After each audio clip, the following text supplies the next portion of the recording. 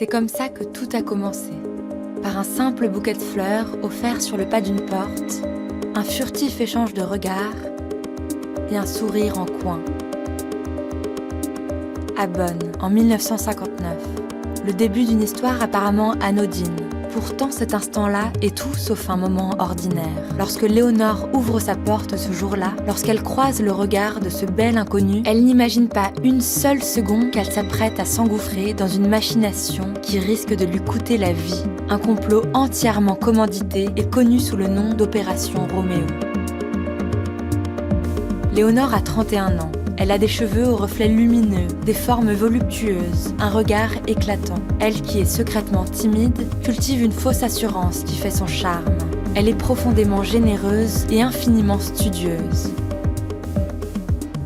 C'est au ministère des Affaires étrangères qu'elle travaille, en Allemagne de l'Ouest. Elle est secrétaire de direction, rigoureuse, appliquée, intelligente et soigneuse. Un soir, alors qu'elle vient de rentrer chez elle après une longue journée de travail, on sonne à sa porte. Léonore se relève, intriguée. C'est étrange, elle n'attend personne. Sur le seuil de sa porte, un homme infiniment élégant, un bouquet de fleurs à la main. Il feint de s'être trompé d'étage. Il s'excuse. C'est une autre femme qu'il cherchait. Pourtant, entre deux, c'est le coup de foudre. Quelque chose se passe de rare. Une compréhension immédiate. Alors tant pis pour la femme qu'il cherchait, le jeune homme invite Léonore à dîner. Il s'appelle Heinz Sütterlin. Il est photographe. Léonore tombe sous son charme délicat. Elle s'éprend de sa beauté désarmante, son humour subtil, sa distinction imperceptible. Elle tombe amoureuse.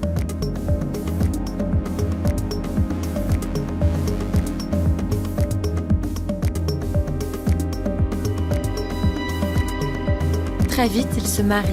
Nous sommes en 1960. Chaque soir au dîner, les époux discutent passionnément. Heinz pose des questions sur les relations Est-Ouest, sur son travail au ministère. Il craint que la guerre froide ne se transforme en guerre chaude. Il veut l'avis de Léonore si réfléchie et intelligente. A-t-elle accès, elle, à des documents au ministère qui pourraient éclaircir le futur? Connaît-elle des dossiers secrets? Pourrait-elle lui ramener ces documents du ministère?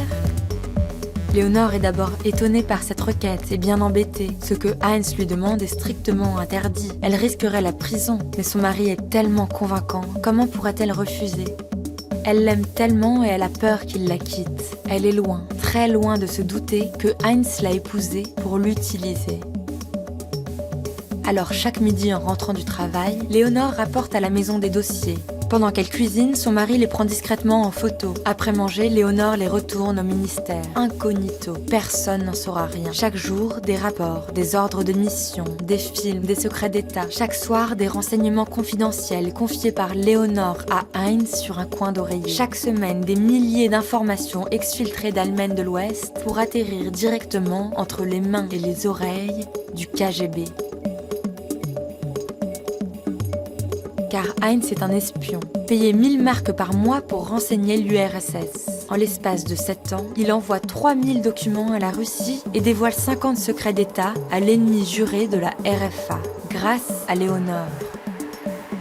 Pourtant, en 1967, une vaste enquête des services ouest allemands démantèle la filière d'espionnage. Heinz et Léonore sont arrêtés, traînés devant un tribunal. Léonore découvre que son mari est un espion. D'abord, elle n'arrive pas à y croire. Puis, le choc est tel qu'elle s'effondre, hurle, se débat, menace de se suicider. Dans une prison de la RFA, elle dépérit. Les images s'entrechoquent dans sa tête, plus noires les unes que les autres. Plus elle repense à leur histoire, moins elle arrive à démêler le vrai du faux, les sentiments sincères du mensonge atroce. La colère la ronge et la folie la gagne tout entière.